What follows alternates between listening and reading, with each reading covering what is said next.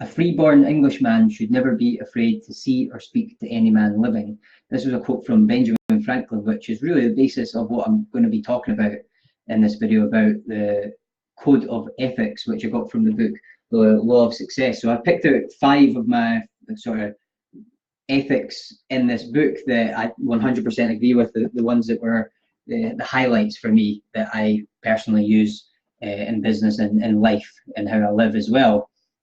This is Ben's Business Podcast, episode number 77.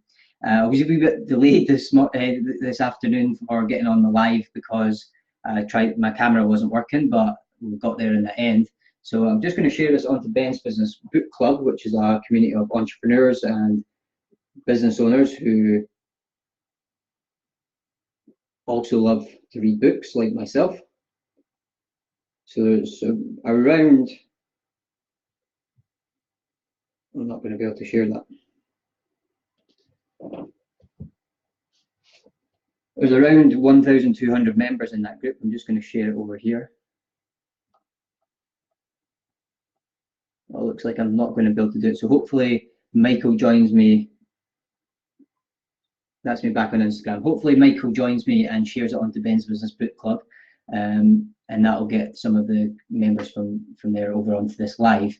And please fire away any questions or any of your ethics, like your code of conduct and ethics and kind of moral obligations you follow.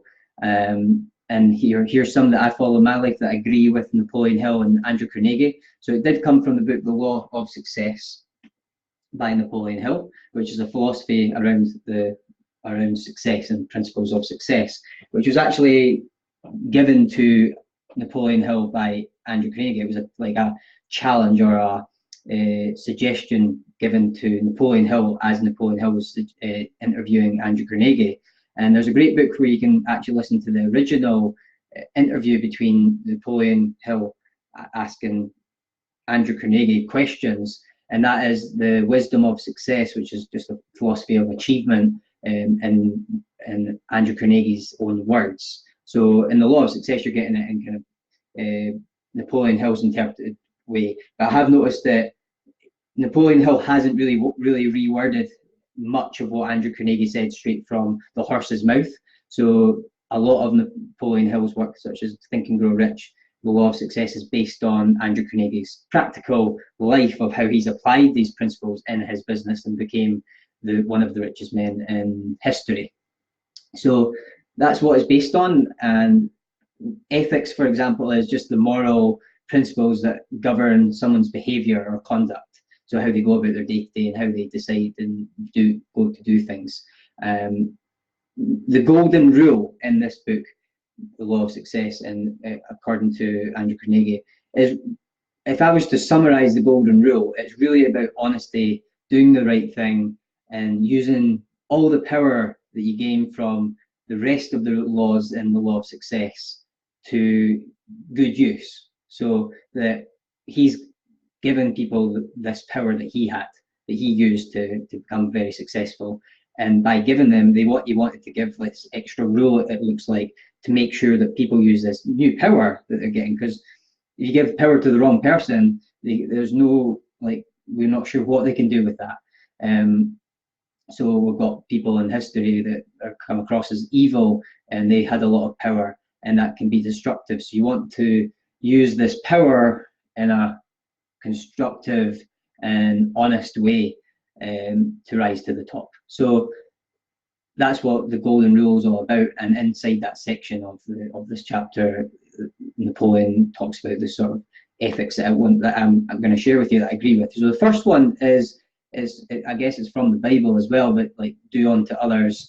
And they say, I will never do to another person that which I would not be willing for that person to do to me if the positions were reversed. So if you turned it around, would you want that person to do that to you? That's the question that goes through before every action in their mind.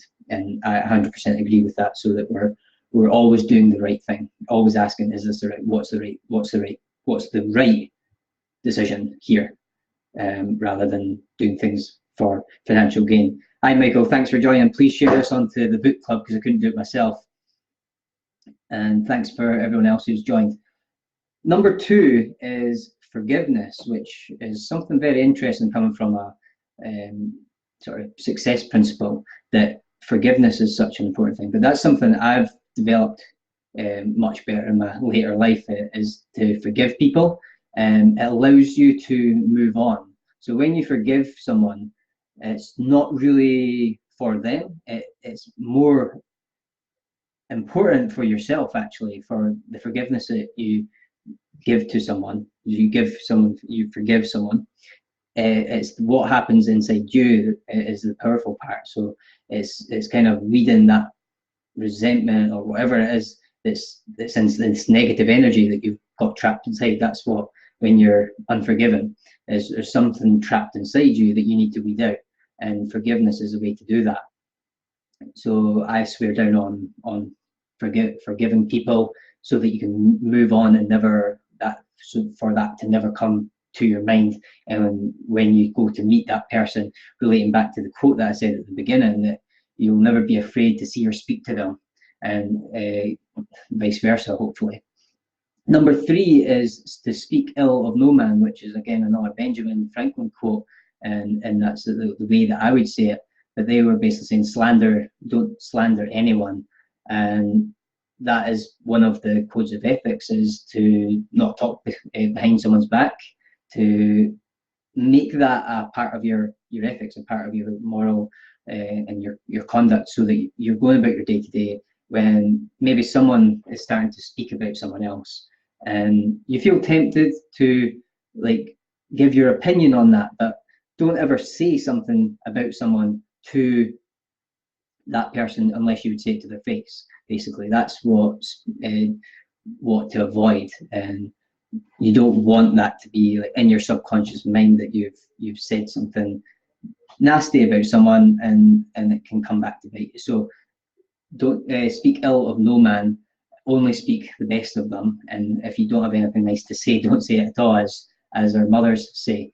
And then the fourth one, number four, is to guard your mind, guard yourself, and guard yourself from your own actions and your thoughts and actions. So our acts and our thoughts develop our character. So as we take in information that is in our mind now, we could easily act on that, or it's in our mind, so we can easily go ahead and act on what we have in our mind. What we first have to do is protect ourselves and guard our mind from maybe something negative getting in there. But once it is in there, guard yourself from actually taking an act on that negative thought in your mind. And again, you have to weed those things out and feed your mind with better stuff. So this, if you consider this, that every time you act, you have a thought, that is actually who you are. That's your true character of accumulated across my 29 years of being alive. All those thoughts and actions I've taken has developed me to who I am today, and what people even perceive me as. But more so for me, this is my character, and that can't be changed based on my thoughts and acts in day to day. And obviously we can actually weed them out and feed new ideas into our mind and take different actions. But at the moment, what our thoughts and acts are is our character, right? Our current character. And then the fifth one is enduring happiness can only come from helping others find happiness. So another way of saying that, as well, as enduring success can only come from helping others achieve enduring success, rather than, again, doing the right thing, always doing the right thing. So not a good example is of a lawyer that was mentioned in this interview between Napoleon Hill and Andrew Carnegie. A lawyer that Andrew Carnegie uses personally and all his friends use because of one part of his character, that he will not mislead a client in order to earn a fee, and he will not accept a case that's unjust or unfair to someone else. So although he can earn money from that, he's turning down a lot of work. So Andrew Carnegie said that he turned down more work than he was serving clients. So by doing that, he got a reputation for being this person who would only take on cases that were fair, and he would only advise clients to do things that were fair all around, so that when he's earning money, he's earning it in the best, like with a clear conscience. And again, that's what all this, the golden rule, is about: a clear conscience. And this is what builds confidence. Or confidence is only taken away when there's not a clear conscience. So a good conscience. And there's a couple of parts as well that I want to talk about the golden rule as well. And some of the parts I found interesting in the interview, the misunderstanding of this idea of like doing the right thing and the golden rule itself is really, what I know of it is it's a long game. So the golden rule is a thing that you have to do across your lifespan. If you do it short term and it's not working for you, it doesn't work that way. It's like the idea of you reap what you sow. So the more seeds you plant, the more you reap back. And the same happens with the benefits don't come back to you, no matter like instantly. They sometimes don't even come back to you in the way directly from the person that you've benefited, that you've helped. You don't instantly, people expect to benefit back directly from that person. But what happens in this law of nature is that the benefit comes back to us in different ways, such as people talking about us, and it comes back indirectly rather than always directly. It can come back directly, that's usually where it comes, and that's what people expect. But when the golden rule doesn't work for people, they get confused and they stop using it. So it's about using it across in everything, in business, in every part of your life, always doing the right thing across time, and you build this character, your clear conscience, you've got this reputation, it all comes back to you tenfold. So it doesn't come back to you directly always, it always comes back in maybe peculiar ways. It can be delayed. So again, if you do it for 5 years and you stop, then you're not going to get the benefits of those 5 years you were doing it. And then you go to like back to old ways or wrong ways. So it's across like 20 years, a lifespan, and that's where you get the ultimate benefit. Look at Andrew Carnegie's success, for example. He used that across his whole life, and he's teaching it and telling us to try it out ourselves, but we can't just use it for a short period of time. And in certain situations, we use it. We have to really believe it and embed it and make it part of our ethics or our conduct and how we go about our day to day. And it's more than just a material gain that you get back from it. What you get back from it is your character. You build your character. There's no really better benefit than that itself. So it builds your character, and it maintains your confidence, and even a spiritual power that comes back from that, having a clear conscience and knowing that you've always done the right thing in every situation in your past and present. So that is the first one. Do unto others what you'd want done unto yourself. Forgiveness. Never speak ill of someone. Guard yourself from negative thoughts, and actually guard your movement towards acting on any of those thoughts, those negative thoughts, and guard yourself from the people who might be feeding them into your mind. And then also, enduring happiness only comes from helping other people find happiness and success.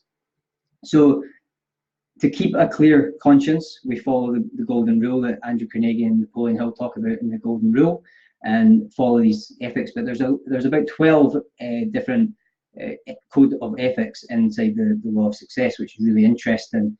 And I recommend you check them out and see which ones you're maybe applying in your life, and maybe ones that you want to take on as well. So one action step for you to try today and to start implementing from this is, there's a great part in the law of success in the Think and Grow Rich called the self-confidence formula. Just Google it, you'll find it, no problem. Self-confidence formula. Just download the PDF, print it off, stick it up on your fridge and read it daily. And that really is embedding all these positive outlooks on life and how to act in your day-to-day. And you commit yourself to reading it daily out loud, and you sign your name to the bottom, and do that every single day, and kind of watch your confidence rise and it helps you to directs you in the right direction to make sure you're using your power and your skills and using it and doing the right thing on your day-to-day. So try that. That's called the self-confidence formula. Thanks for watching. I hope you found this helpful. Let me know if you watched this on replay, and just put in the comments #replay. And if you found this useful, let me know. It's always good to see your comments. Thanks for joining, Doug, Clary, Michael, Jeanette, and thanks for the claps emojis. Thank you. That's me off Facebook again.